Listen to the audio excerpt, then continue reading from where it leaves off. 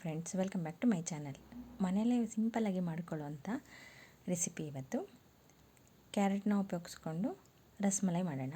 First ಕ್ಯಾರೆಟ್ನ ಮೇಲೆ ಸಿಪ್ಪೆ ತೆಕ್ಕೊಂಡು ತೊಳ್ಕೊಂಡು ಸಣ್ಣಗೆ ಕಟ್ ಮಾಡ್ಕೊಂಡಿದ್ದೀವಿ.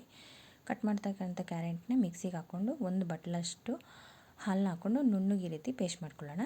ಈ ಪೇಸ್ಟ್ ಮಾಡ್ಕೊಂಡಿರೋದನ್ನ ಒಂದು 3 ಸ್ಪೂನಷ್ಟು ಎತ್ತಿಟ್ಕೊಳ್ಳೋಣ. ಫಸ್ಟು ಈಗ ಒಂದು ಪ್ಯಾನ್ ಇಟ್ಕೊಂಡು 1.5 ಸ್ಪೂನಷ್ಟು ತುಪ್ಪನ ಹಾಕ್ಕೊಂಡು ಸ್ವಲ್ಪ ಸಕ್ಕರೆನ ಹಾಕ್ಕೊಳ್ಳೋಣ.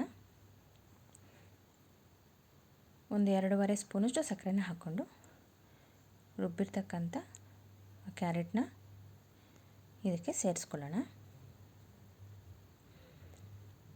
ರುಬ್ಬಿರ್ತಕ್ಕಂಥ ಕ್ಯಾರೆಟು ಇದೆಲ್ಲ ಚೆನ್ನಾಗಿ ಮಿಕ್ಸ್ ಆಗಬೇಕು. ಈಗ ಮಿಕ್ಸ್ ಆಗಿರೋದಕ್ಕೆ ರವೆ, ಅರ್ಧ ಬಟ್ಲಷ್ಟು ರವೆನ ಹಾಕ್ಕೊಂಡು ಅದು ತುಂಬ ಗಟ್ಟಿಯಾದರೆ ಮತ್ತೆ ಒಂದು ಅರ್ಧ ಬಟ್ಲಷ್ಟು ಹಾಲನ್ನ ಸೇರಿಸ್ಕೊಂಡು, ಅದು ಸ್ವಲ್ಪ ತುಂಬ ಗಟ್ಟಿನೂ ಇರಬಾರ್ದು, ತುಂಬ ತೆಳುನೂ ಇರಬಾರ್ದು, ಮೃದುವಾಗಿರ್ತಕ್ಕಂಥ ಹಿಟ್ಟನ್ನು ಮಾಡಿಕೊಂಡು ಅದು ಉಂಡೆ ಹಾಕಬೇಕು. ಆ ರೀತಿಯಾಗಿ ಚೆನ್ನಾಗಿ ಬೆಂದಿದೆ. ಈಗ ಇದನ್ನು ಒಂದು ಪ್ಲೇಟ್ಗೆ ಹಾಕ್ಕೊಂಡು ಸ್ವಲ್ಪ ಆರಿಸ್ಕೊಳ್ಳೋಣ. ಅದು ಆರ್ಕೊಳ್ಳೋ ಅಷ್ಟರಲ್ಲಿ ನಾವು ಹಾಲನ್ನ ರೆಡಿ ಮಾಡ್ಕೊಂಬಿಡೋಣ. ಈಗ ಅದೇ ಪ್ಯಾನಿಗೆ ನಾವು ಕ್ಯಾರೆಟ್ನ ಇದು ಮಾಡ್ಕೊಂಡಿದ್ದಂಥ ಪ್ಯಾನಿಗೆ ಅರ್ಧ ಲೀಟ್ರಷ್ಟು ಹಾಲನ್ನ ಹಾಕ್ತಾಯಿದ್ದೀನಿ.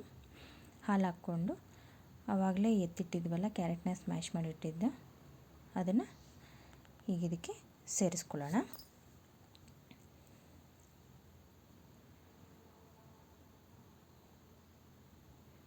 ಇದಾಯಿತು. ಈಗ ಸ್ವಲ್ಪ ಸಕ್ಕರೆ ನೋಡಿಕೊಂಡು ಸಿಗಬೇಕು ಅನ್ನೋರು ನೋಡ್ಕೊಂಡು ಹಾಕ್ಕೊಳ್ಳಿ. ಅದಕ್ಕೆ ರುಚಿಗೆ ತಕ್ಕಷ್ಟು ಸಕ್ಕರೆನ ಸೇರಿಸ್ಕೊಳ್ಳೋಣ. ಈಗ ಇದು ಸ್ವಲ್ಪ ಚೆನ್ನಾಗಿ ಮಳ್ತಾ ಇರಲಿ. ಈಗ ಮಾಡಿರ್ತಕ್ಕಂಥ ಹಿಟ್ಟನ್ನ ಸಣ್ಣದಾಗಿ ಉಂಡೆಗಳನ್ನ ಮಾಡ್ಕೊಳ್ಳೋಣ. ಎಲ್ಲನೂ ಒಂದೇ ಗಾತ್ರವಾಗಿ ಮೀಡಿಯಮಾಗಿ ಮಾಡ್ಕೊಳ್ಳೋಣ. ಅದನ್ನು ಈಗ ಒಲೆ ಹಚ್ಕೊಂಡು ಸ್ಟೀಮ್ ಮಾಡ್ಕೊಳ್ಳೋಣ. 15 ನಿಮಿಷ ಬೇಯಬೇಕಿದು ಸ್ಟೀಮಲ್ಲಿ. 15 ನಿಮಿಷ ಬೇಯೋ ಅಷ್ಟರಲ್ಲಿ ಈಗ ಹಾಲಿಗೆ ಮತ್ತು ಬಾದಾಮಿನ ಕಟ್ ಮಾಡಿ ಕೇಸರಿ ಮತ್ತು ಬಾದಾಮಿನ ಹಾಕ್ಕೊಳ್ಳೋಣ. ಹಾಲು ಚೆನ್ನಾಗಿ ಅಷ್ಟರಲ್ಲಿ ಕಾಯ್ದಿದೆ. ಈಗ ಕಟ್ ಮಾಡಿರ್ತಕ್ಕಂಥ ಬಾದಾಮಿ ಮತ್ತು ಕೇಸರಿ ದಳನ ಹಾಗೆ ಹಾಕ್ತಾಯಿದ್ದೀನಿ. ಬಾದಾಮಿ ಮತ್ತು ಗೋಡಂಬಿ ಎರಡನ್ನೂ ಸೇರಿಸ್ತಾ ಇದ್ದೀವಿ. ಅದು ಚೆನ್ನಾಗಿ ನೋಡಿ, ಈಗ ಚೆನ್ನಾಗಿ ಇದಾಗಿದೆ. ಹಾಲಿನ ಬಣ್ಣನೂ ಸಹ ಚೇಂಜ್ ಆಗಿದೆ. ಈಗ ಸ್ಟೀಮ್ ಆಗಿರೋವಂಥವು ನೋಡಿ ಚೆನ್ನಾಗಿ ಬೆಂದಿದೆ. ಈಗ ಅದು ಸ್ವಲ್ಪ ಕಟ್ ಮಾಡಿ ನೋಡಿದ್ರೆ ಮೃದುವಾಗಿರುತ್ತೆ. ಈಗ ಹಾಲಿಗೆ ಸ್ವಲ್ಪ ಏಲಕ್ಕಿ ಪೌಡರ್ನ ಹಾಕ್ಕೊಳ್ಳೋಣ. ಅದು ಹೇಗಿರಬೇಕು ಅಂತಂದರೆ ಒಳಗಡೆ ಅಂಟಬಾರ್ದು. ಈಗ ಚೆನ್ನಾಗಿ ಬೆಂದಿದೆ ಅದು.